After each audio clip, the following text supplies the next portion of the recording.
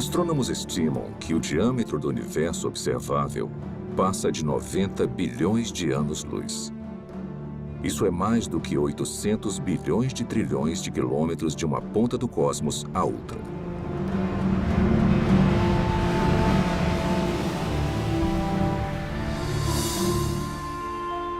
O universo contém pelo menos 170 bilhões de galáxias, com tantas estrelas e planetas que superam em número a quantidade de grãos de areia em todas as praias do mundo.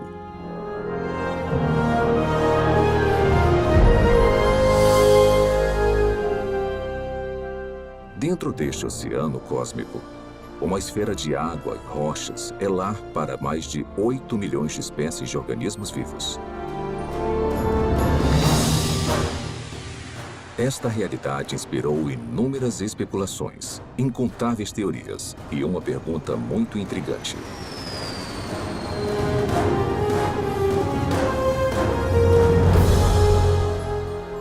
Quais são as chances de a vida ter surgido no terceiro planeta depois de um Sol orbitando em um braço espiral da galáxia Via Láctea? Foi simplesmente um golpe de sorte? Ou haveriam mais aspectos envolvidos além do acaso e das interações aleatórias entre matéria e energia?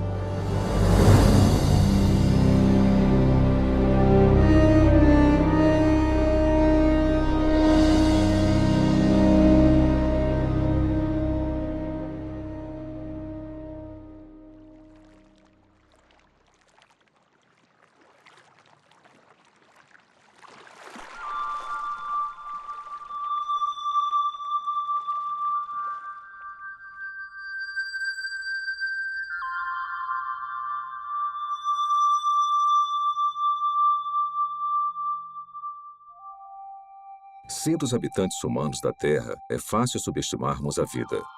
Na verdade, somos mimados por uma abundância.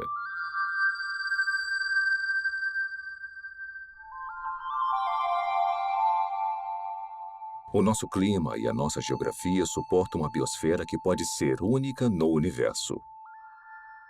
E basicamente não há lugares muito quentes, muito frios ou muito isolados para os organismos vivos prosperarem.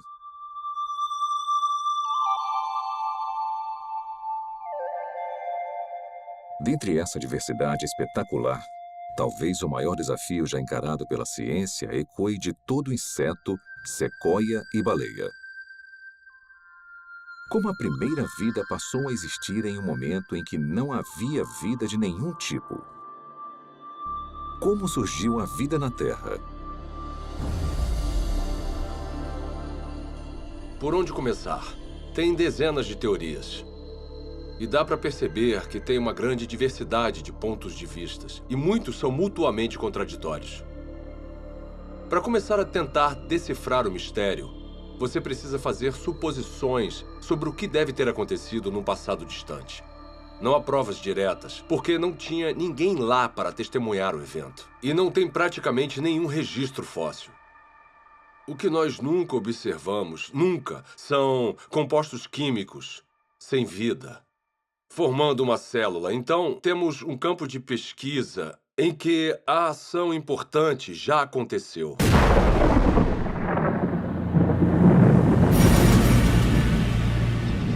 A história primordial da Terra é, de fato, uma narrativa incompleta.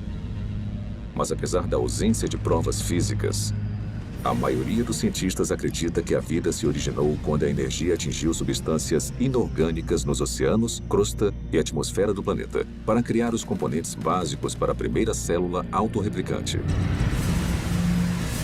Ao pensar na origem da vida, as regras, e não digo da própria ciência, mas da filosofia subjacente, as regras dizem que para resolver o problema, você pode usar matéria, energia, lei natural, irregularidades naturais e processos do acaso. Mas o seu kit de ferramentas acaba aí. O que você não pode usar, de acordo com as regras, as ditas regras da ciência, é mente ou inteligência.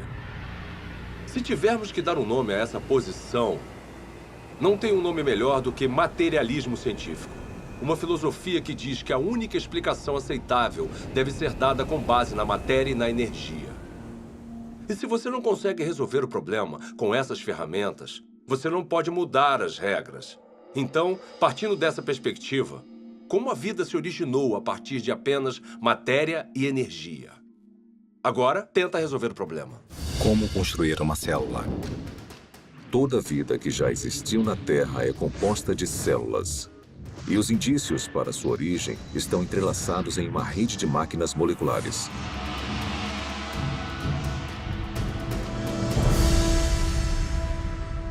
Dentro de uma célula eucarótica moderna, mecanismos biológicos complexos fazem o seu trabalho enquanto estão suspensos em líquido.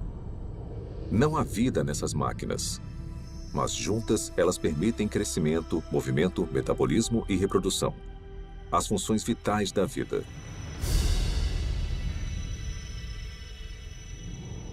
Cada componente dessa fábrica celular é feito de grandes moléculas compostas. E as mais numerosas são as proteínas. Com funções modernas, as proteínas foram projetadas para desenrolar e copiar informação genética em uma cadeia de DNA. Desencadear reações químicas com formatos encaixáveis. Controlar a passagem de eletrólitos e nutrientes pela membrana celular. Tipo de proteína, cinesina. E carregar recipientes cheios de carga por andaimes, também feitos de proteína, que se montam sozinhos e vão até os lugares necessários da célula. Ampliado 500.000 vezes, um glóbulo vermelho contém 280 milhões de proteínas hemoglobinas, cada uma com a função de carregar oxigênio. Isolando uma delas, descobrimos que cada proteína é feita de centenas de moléculas menores chamadas aminoácidos. São encontrados 20 tipos diferentes de aminoácidos em organismos vivos. A estrutura química distinta de cada molécula permite a formação de mais de 100.000 tipos diferentes de proteínas. A construção começa quando aminoácidos selecionados são organizados em uma cadeia.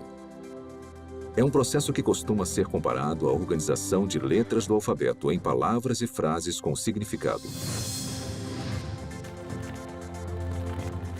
Se esses componentes tiverem a sequência correta, a cadeia se dobra em uma proteína pronta para cumprir a sua função dentro da célula.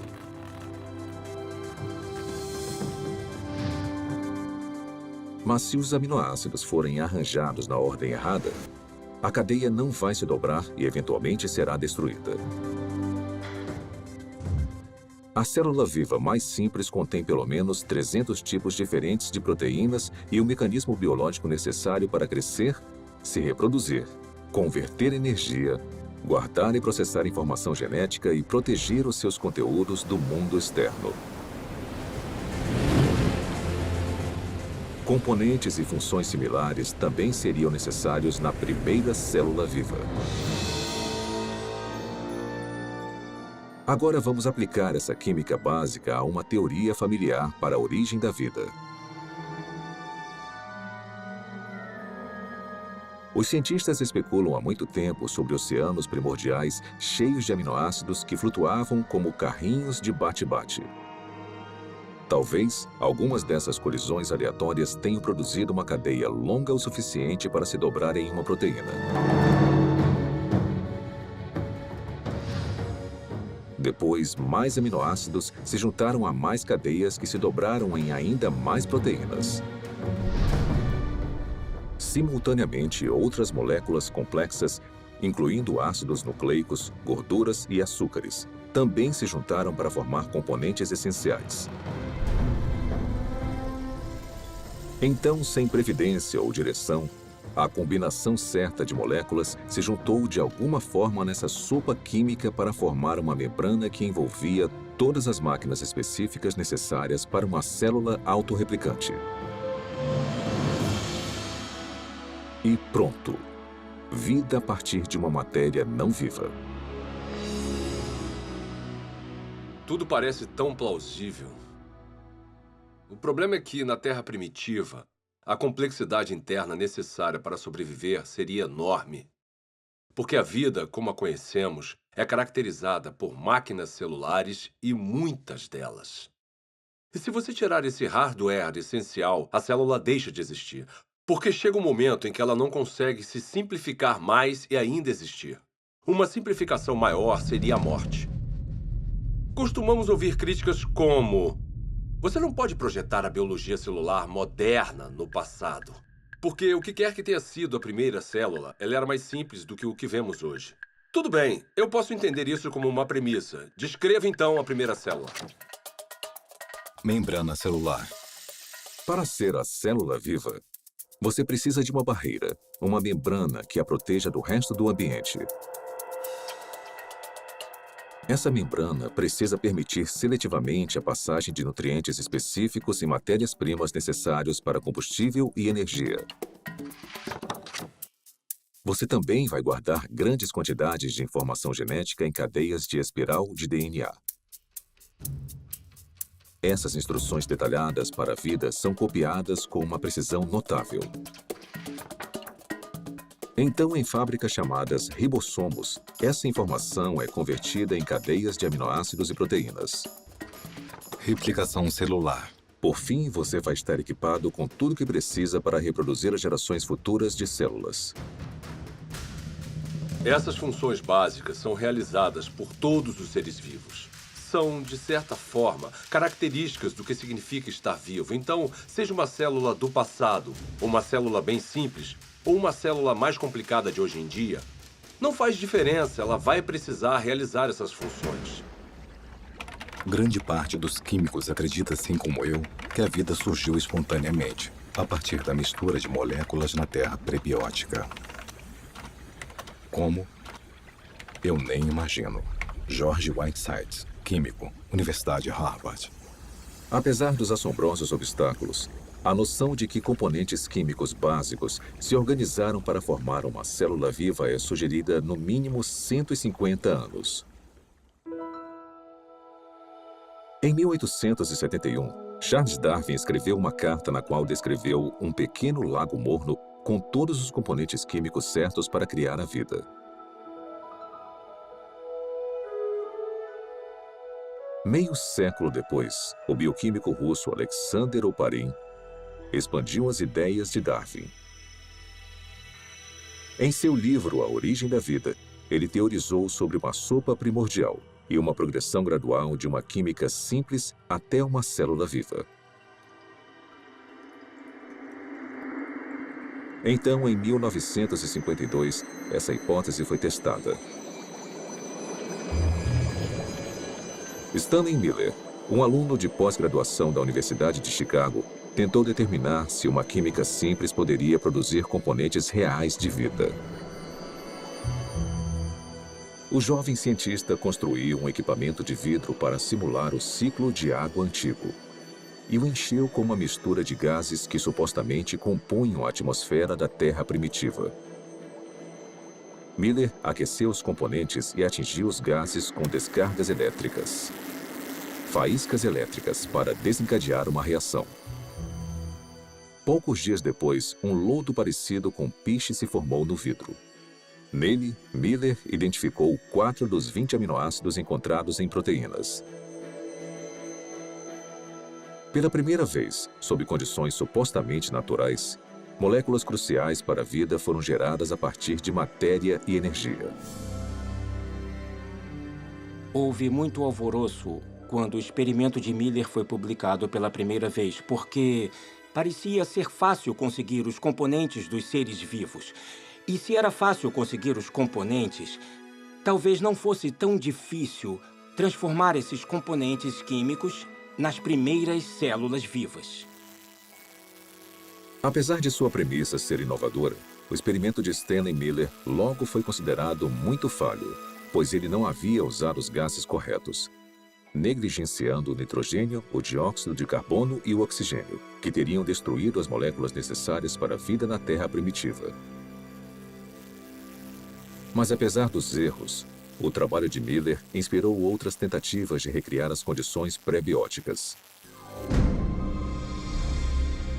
Hoje, após décadas de investigações, A esperança de se encontrar uma solução de forma simples e clara já não existe mais.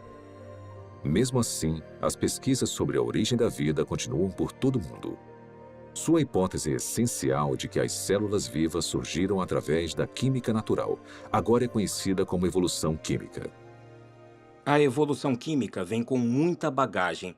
E se você for levá-la a sério como uma explicação para a origem da vida, com certeza você também precisa levar a sério certas propriedades fundamentais da biologia.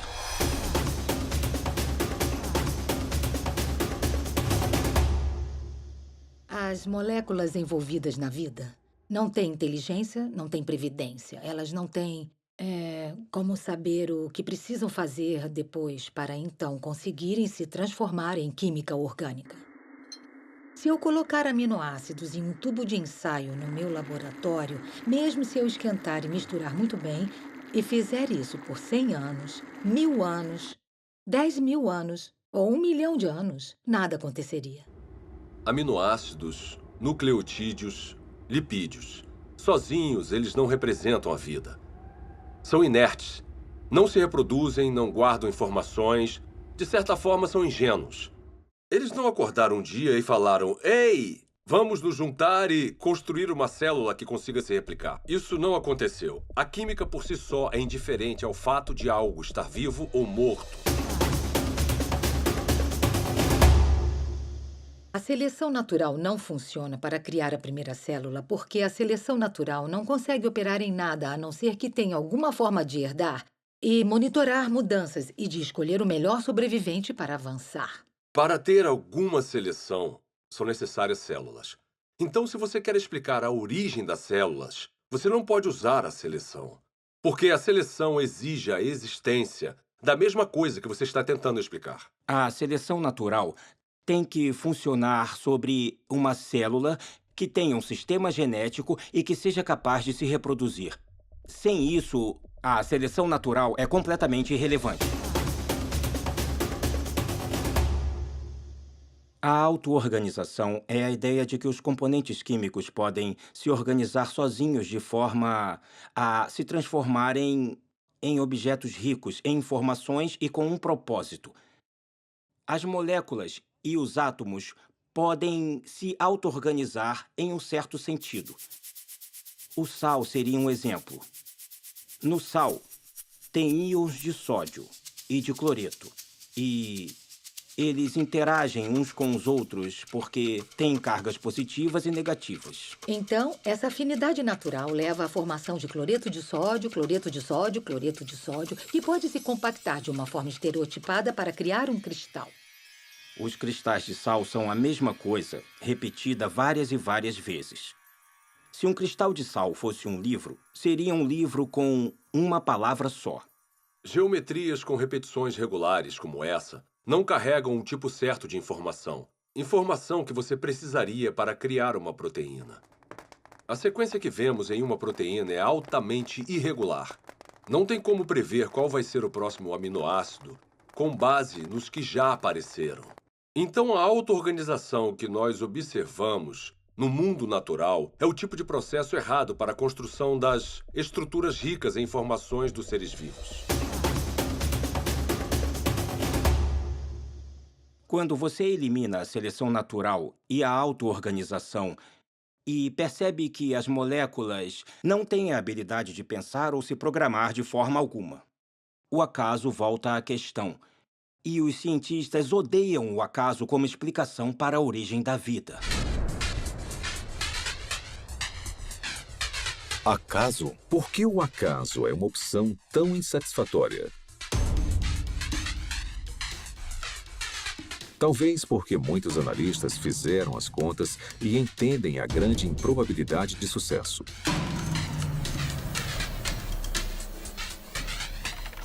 O acaso é definido como o elemento desconhecido e imprevisível em qualquer evento que não tenha um motivo atribuível ou orientação de uma lei natural ou de um agente inteligente. Desde o século XVII, uma ferramenta foi utilizada constantemente para prever o resultado de tais eventos. Se chama probabilidade matemática. De forma bem simplificada, é assim que a teoria funciona. Quando você atira uma moeda e escolhe cara, a probabilidade de você acertar é de 50%, ou uma probabilidade de 1 sobre 2. Se atirar 2 moedas, a probabilidade de tirar cara 2 vezes simultâneas é de 1 sobre 4. 3 moedas e 3 caras em uma única tentativa? 1 sobre 8. Sempre que adicionamos mais uma moeda, a probabilidade de sucesso, nesse caso, tirar só cara na mesma jogada, é reduzida exponencialmente por um múltiplo de 2. Então, se 10 moedas forem atiradas, a probabilidade de tirar cara 10 vezes é de 1 sobre 2 elevado à 10ª potência ou menos de uma chance a cada 1000.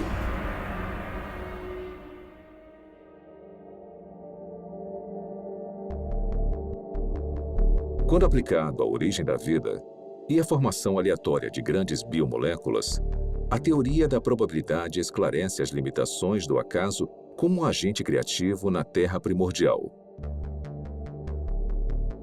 Por exemplo, quais são as chances de uma única proteína se formar exclusivamente através das interações às cegas da química? O nosso alvo é uma molécula menor do que a média, composta de 150 aminoácidos alinhados para garantir uma cadeia dobrada. Os pesquisadores calcularam que, na Terra antiga, a probabilidade de sucesso era de 1 sobre 10 elevado à 164ª potência. Ou seja, uma cadeia de proteína corretamente sequenciada a cada 100 milhões de trilhões de trilhões de trilhões de trilhões de trilhões de trilhões de trilhões de trilhões de trilhões de trilhões de trilhões de trilhões de trilhões de tentativas fracassadas.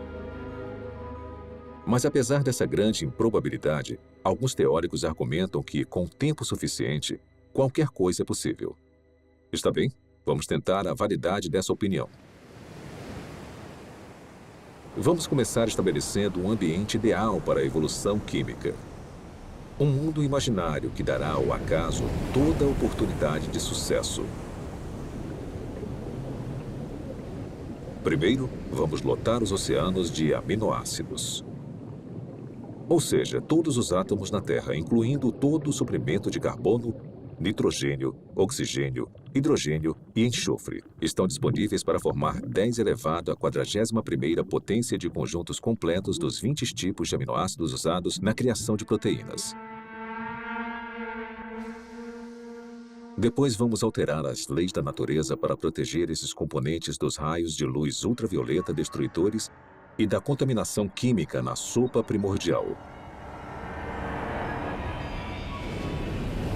Agora vamos deixar a química agir para ver o que acontece.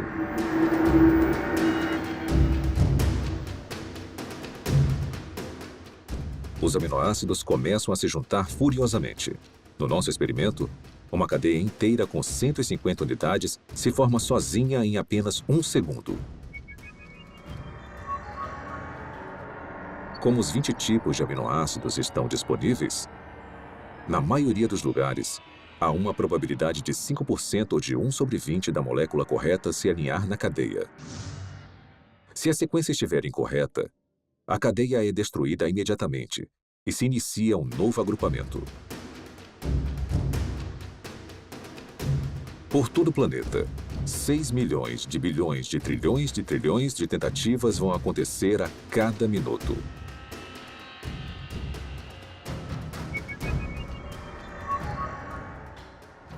Ou seja, em 4,6 bilhões de anos, a idade mais antiga estimada da Terra, o número de cadeias que não se dobram vai passar de 10 elevado à 58ª potência. É uma quantidade espantosa, mas não chega nem perto de 10 elevado à 164ª potência.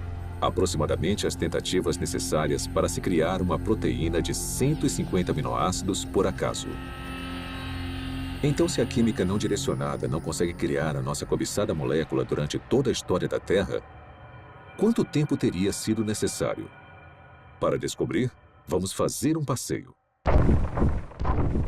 Vamos começar construindo uma ponte que percorra o diâmetro do universo observável. Uma distância de mais de 90 bilhões de anos-luz.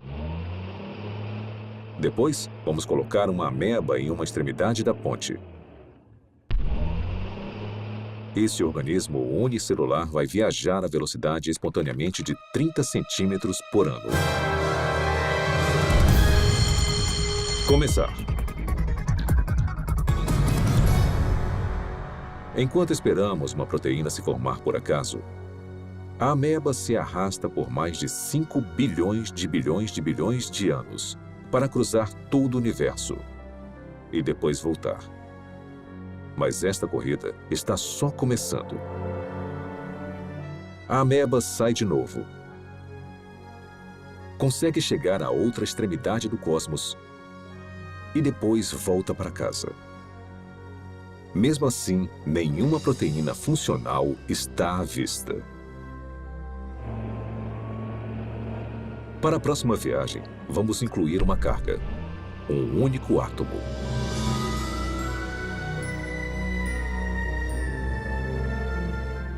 Após percorrer lentamente mais de 800 bilhões de trilhões de quilômetros, a ameba deixa a carga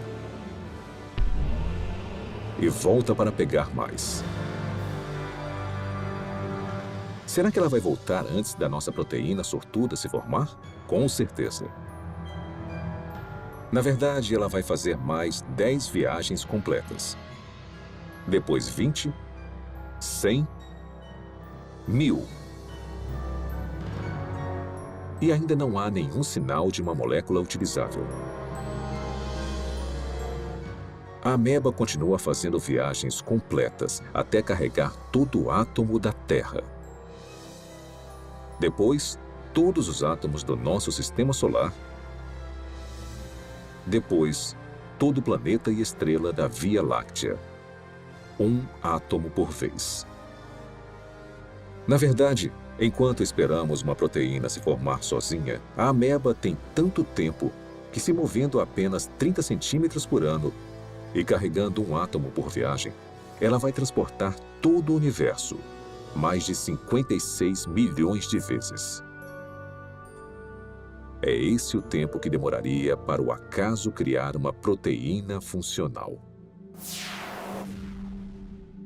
Suponhamos que, contra todas as probabilidades, a evolução química tenha produzido uma única proteína funcional. Haveria vida? Não. Haveria uma proteína. Um arranjo sem vida de aminoácidos. A célula viva mais simples que conhecemos tem mais de 300 proteínas diferentes. Mas as proteínas são só uma parte da história quando pensamos em uma célula de verdade. Lembre-se, são necessários carboidratos, açúcares complexos, ácidos nucleicos, DNA e RNA, lipídios e uma grande variedade de compostos químicos diferentes que vão constituir conjuntamente a vida. Todos esses componentes precisam ser reunidos no mesmo microambiente, no mesmo momento. Cada componente químico precisa, então, ser reunido e organizado na rede de máquinas moleculares que vão controlar todas as facetas da vida. Se nós conseguirmos entender toda a dificuldade de produzir uma máquina molecular usando nada além de átomos e energia, vemos que há um grande problema, porque quando temos uma máquina molecular, não temos um ser vivo. Essas máquinas moleculares precisam de outras máquinas moleculares.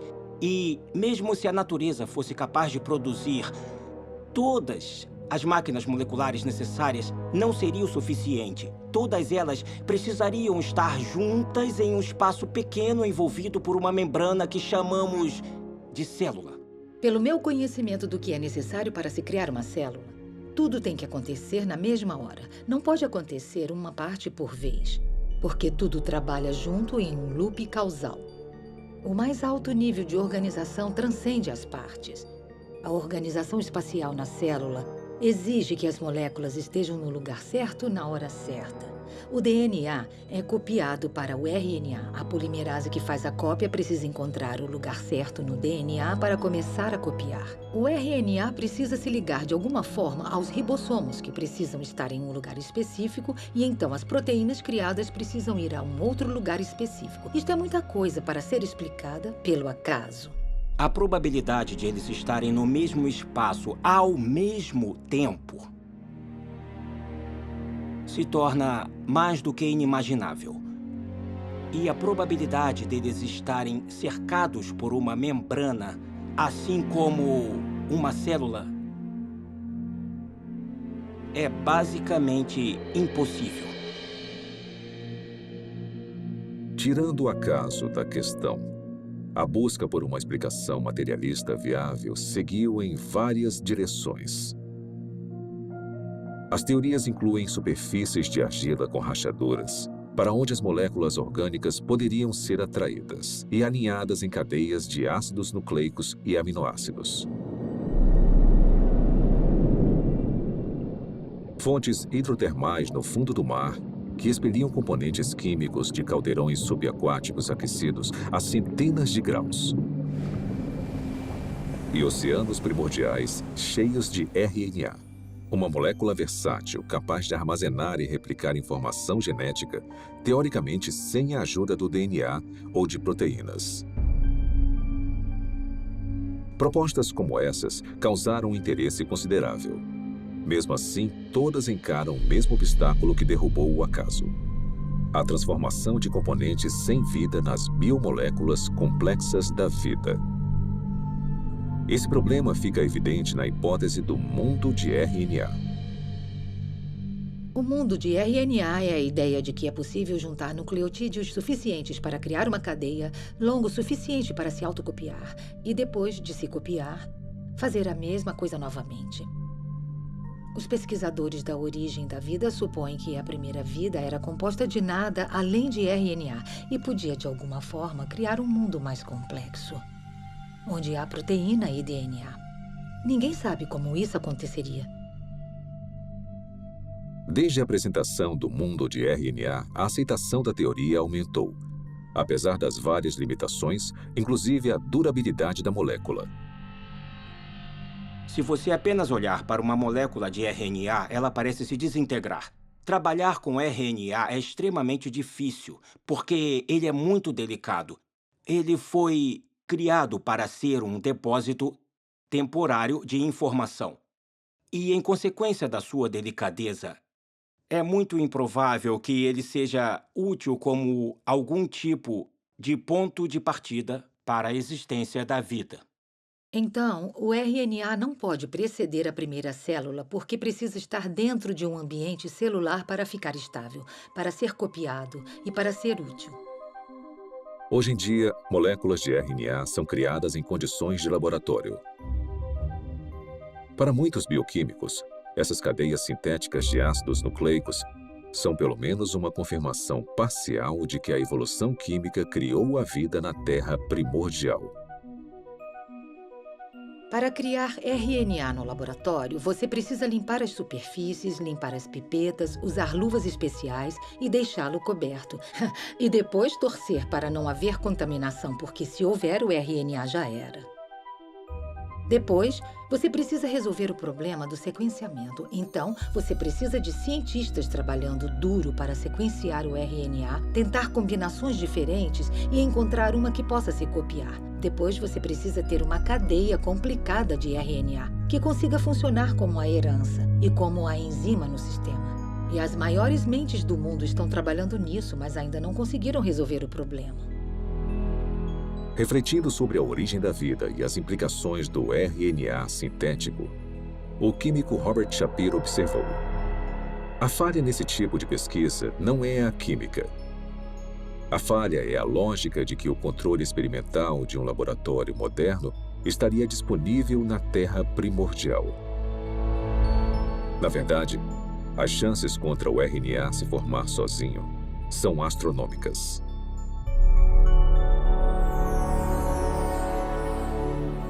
Criar RNA em um laboratório exige muita inteligência e premeditação. e planejamento e execução cuidadosos. Então, conseguir a sequência certa.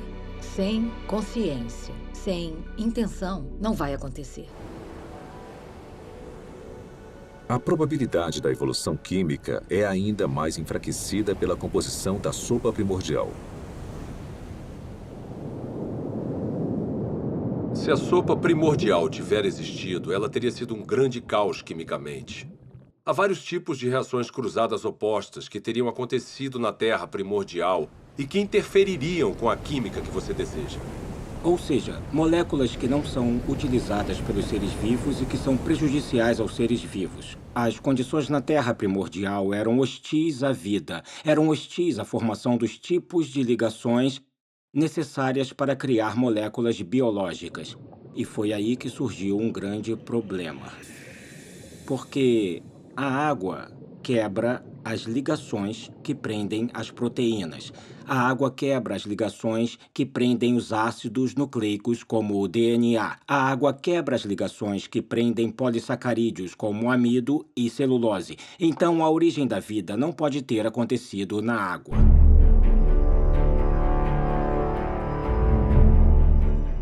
Encarando desafios intransponíveis na Terra, alguns cientistas expandiram as fronteiras de suas buscas.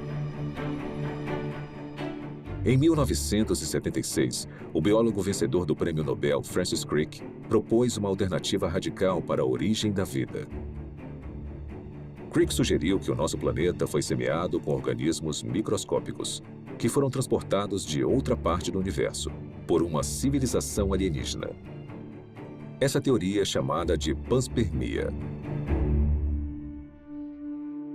5 anos depois, o físico Fred Hoyle ofereceu uma versão modificada de panspermia, quando teorizou que as cadeias de DNA haviam sido criadas por uma inteligência de uma galáxia distante e se espalharam como sementes de dente de leão em um dia de ventania. Parte desse material genético chegou na Terra. Outra versão da teoria, popularizada pela Rocha de Marte, um meteorito descoberto na Antártida, afirma que micróbios evoluíram em outro lugar da galáxia e vieram até a Terra, em cometas e asteroides. De alguma forma, podemos falar que a panspermia é um abandono da ciência, porque ela coloca o problema além da examinação. Se a ciência nos diz que a vida provavelmente não começou a existir por conta própria aqui na Terra, então deve ter vindo de outro lugar. Mesmo que pareça um filme de terror ruim dos anos 1950, veio do espaço sideral. Se eu não consigo explicar a vida no planeta Terra, porque, digamos, a atmosfera necessária é geologicamente implausível ou porque eu não consigo a quantidade suficiente de moléculas biologicamente relevantes, esses problemas vão existir em qualquer outro planeta onde postularmos que a vida se originou. Não podemos apagar esses problemas mudando de lugar para outra parte da galáxia. Resumindo, a panspermia não resolve o problema da origem da vida, só o joga para outro local. As falhas da panspermia levaram alguns pesquisadores a uma teoria que vai além da astronomia convencional: o multiverso. De acordo com essa hipótese, o nosso universo não é único. Em vez disso, bilhões ou trilhões de universos foram gerados por um processo natural desconhecido. E conforme as oportunidades aumentaram exponencialmente, as chances impossíveis se tornaram prováveis. Até que, inevitavelmente, com o tempo, a combinação certa de matérias-primas, ambiente, leis da natureza e uma grande dose de sorte produziram as moléculas e máquinas biológicas necessárias para a primeira célula viva.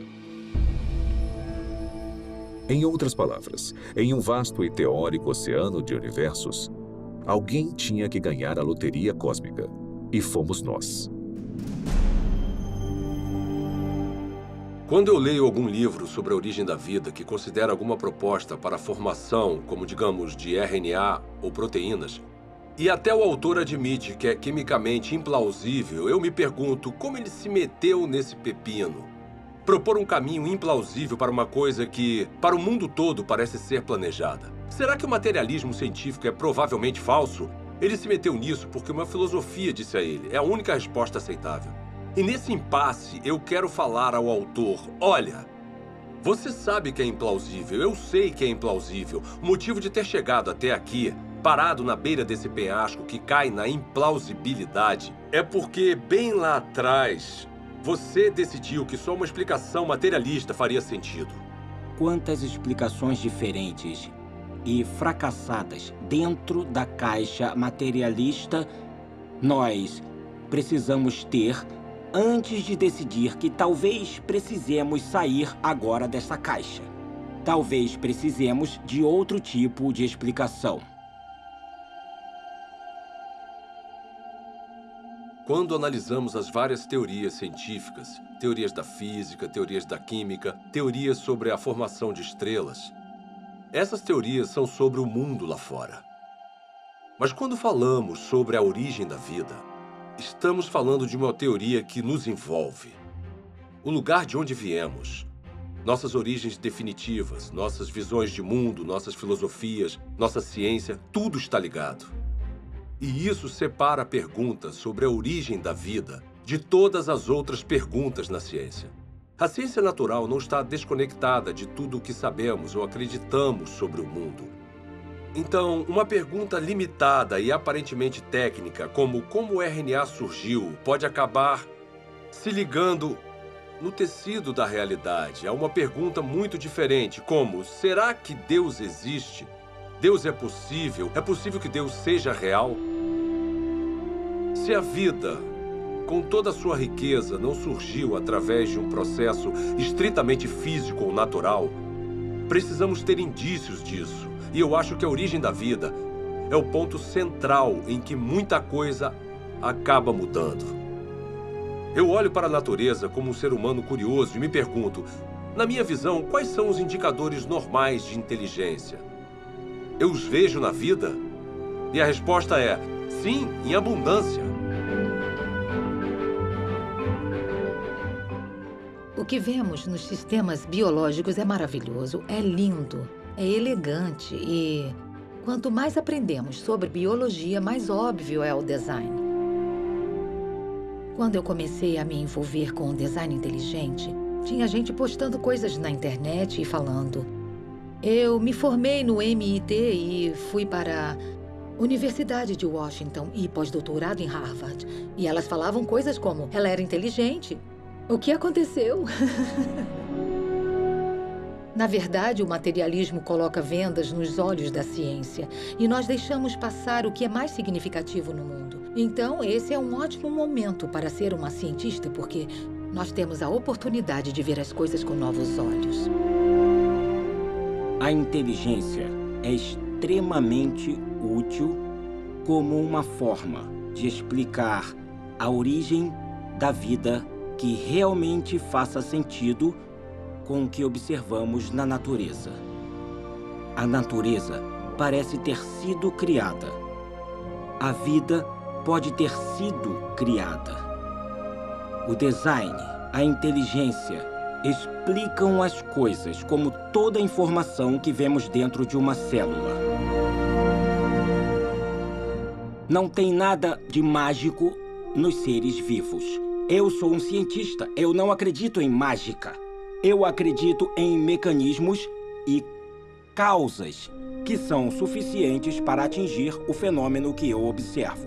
A inteligência é suficiente. A inteligência é necessária. Portanto, a inteligência é a conclusão na qual eu chego.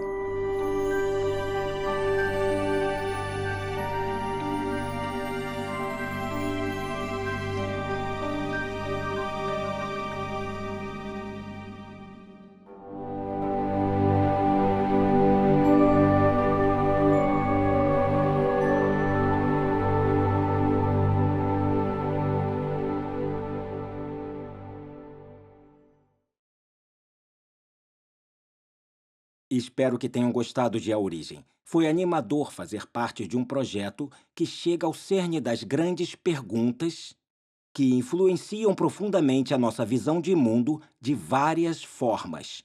Como a vida surgiu? Será que as interações entre matéria e energia produziram as primeiras células? Ou será que a vida só é explicável como sendo a criação especial de Deus?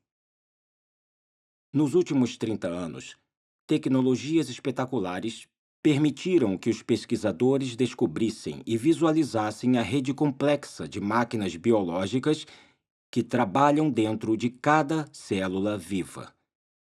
Esse conhecimento inspirou o desenvolvimento de um caso científico, convincente para o design inteligente e para a origem da primeira vida. É um caso baseado puramente em provas, lógica e razão.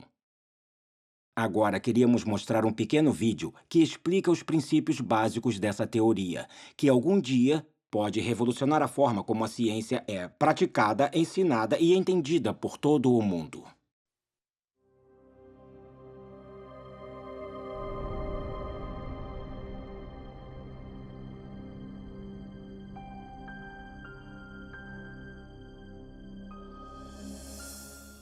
Quando eu vejo máquinas moleculares ou o processo incrivelmente complexo pelo qual as células se dividem, eu quero perguntar, é possível que essas coisas tivessem uma inteligência por trás, que tivesse um plano ou propósito para essa estrutura? A ciência precisa ser uma busca pela verdade sobre o mundo. Não devíamos prejulgar o que pode ser verdade. Não devíamos dizer, eu não gosto dessa explicação, então vou deixar de lado. Em vez disso, quando encontramos um mistério na natureza, precisamos pensar em toda a causa possível que possa explicar esse mistério. Um dos problemas que eu tenho com a teoria evolucionista é que ela descarta forçadamente um tipo de causa antes mesmo que as evidências mostrem alguma coisa. E a causa descartada é a inteligência. Desde o final do século XIX, desde a época de Darwin, na verdade parcialmente devido ao que Darwin escreveu em A Origem das Espécies, os cientistas passaram a aceitar uma convenção, uma definição de ciência que excluía a possibilidade do design como uma explicação científica. E essa convenção tem um nome, se chama naturalismo metodológico. Isso significa que para ser científico, você precisa se limitar às explicações que envolvem apenas causas naturais. Você não pode definir a inteligência como uma causa. Mesmo assim, curiosamente, nós sempre tiramos conclusões relacionadas à inteligência. É parte do nosso raciocínio comum reconhecer os efeitos da inteligência. Considerem, por exemplo, essas mensagens hieroglíficas entalhadas nas ruínas de monumentos egípcios. Ninguém atribuiria os formatos e arranjos desses símbolos a causas naturais, como tempestades de areia ou erosão. Em vez disso, as reconhecemos como o trabalho de escribas antigos, agentes humanos com inteligência. O mesmo raciocínio nos leva a concluir que as misteriosas estátuas de pedra na costa da Ilha de Páscoa não foram formadas pelas ações do vento e da água por grandes períodos de tempo. Também não supomos que as plantas podem ter esses formatos familiares sem algum tipo de interferência inteligente. É claro que fazemos essas inferências o tempo todo. E nós sabemos que estão certas, mas a pergunta é com que fundamento fazemos essas inferências? Quais são as características que nos permitem reconhecer a inteligência?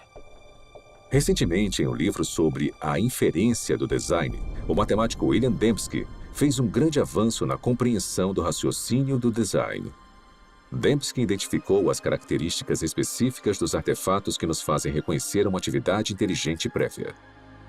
Eu cheguei a essa conclusão analisando a forma como nós pensamos sobre o design. Quais são os passos lógicos que nós percorremos para chegar à conclusão de design. Então, o que eu tento fazer é estabelecer critérios confiáveis, empíricos e cientificamente rigorosos para decidir se alguma coisa foi de fato projetada. Eu analisei a lógica por trás e o que eu descobri foi que são necessários improbabilidades, especificação e o tipo certo de padrão, padrões objetivos. De acordo com Dembski, seres humanos detectam corretamente a atividade da inteligência quando observam um objeto ou evento altamente improvável, que também tem um padrão reconhecível. Um padrão desses é encontrado em Black Hills, na Dakota do Sul. Se você viajar ao oeste, vai ver vários formatos diferentes nas montanhas. A maioria não significa nada, são apenas rochas espalhadas em vários padrões. Mas o que você não vê são os rostos de Lincoln, Jefferson, Ted Roosevelt e George Washington nas montanhas. O único lugar onde você vê isso é na Dakota do Sul.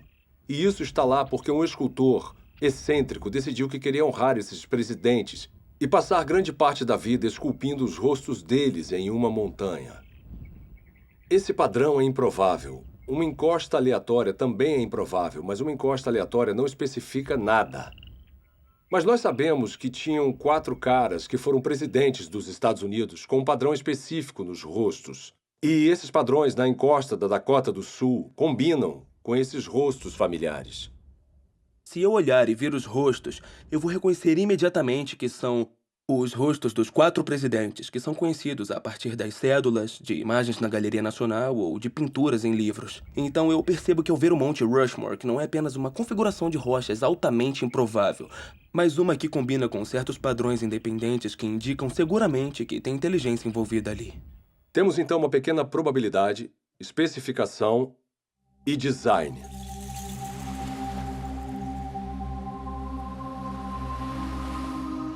Em uma praia, outro padrão improvável gravado na areia ilustra como nós detectamos o design. Ninguém inferiria que essa mensagem foi escrita pelo movimento das ondas. Em vez disso, devido às características desse padrão, nós identificamos as palavras como produtos da inteligência. Esse arranjo improvável também está de acordo com um certo padrão independente. Ou seja, o formato das letras que nós reconhecemos do alfabeto latino e as palavras que nós conhecemos do nosso vocabulário. Então, a improbabilidade do arranjo, mais o fato dele estar de acordo com um certo padrão independente, é o que nos faz saber que é um design. Essa ilustração sugere que os critérios de William Dembski para a identificação do design, baixa probabilidade e especificação são essencialmente equivalentes à informação. O tipo de informação presente não apenas em imagens, textos escritos e sequências numéricas, mas também presente em softwares e em sinais de rádio. A habilidade de detectar informação em transmissões eletromagnéticas tornou possível uma busca única por inteligência.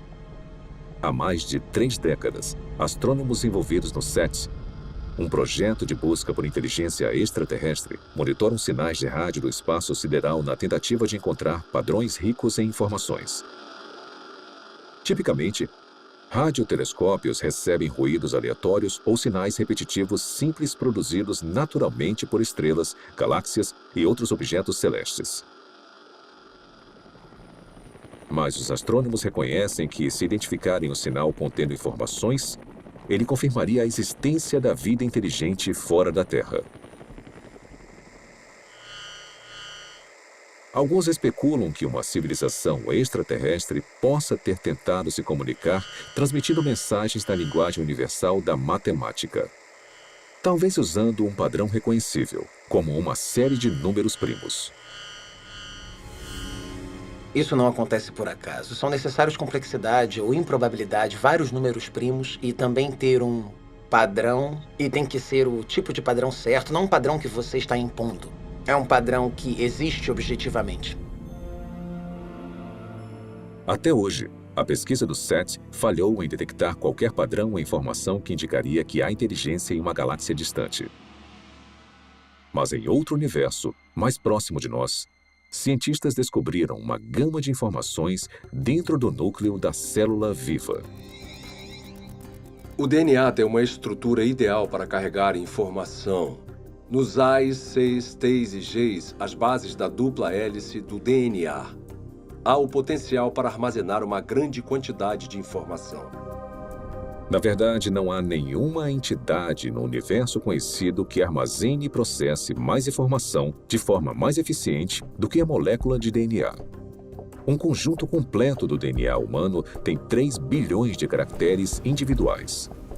Análises das regiões codificadoras da molécula de DNA mostram que seus caracteres químicos têm um arranjo específico que lhes permite transmitir instruções ou informações detalhadas, como letras em uma frase com significado ou dígitos binários em um código de computador.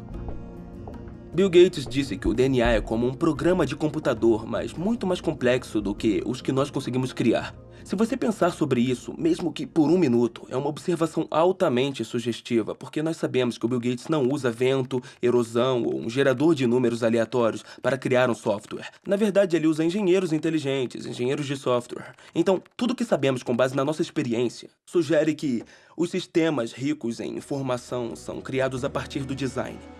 Mas o que pensar sobre o fato de que há informação na vida?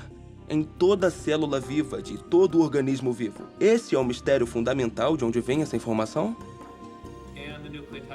Nos últimos 15 anos, o filósofo e cientista Stephen Meyer trabalhou para responder a essa pergunta. Meyer criou um argumento para desmontar que o design inteligente é a melhor explicação para a origem da informação necessária para criar a primeira célula viva.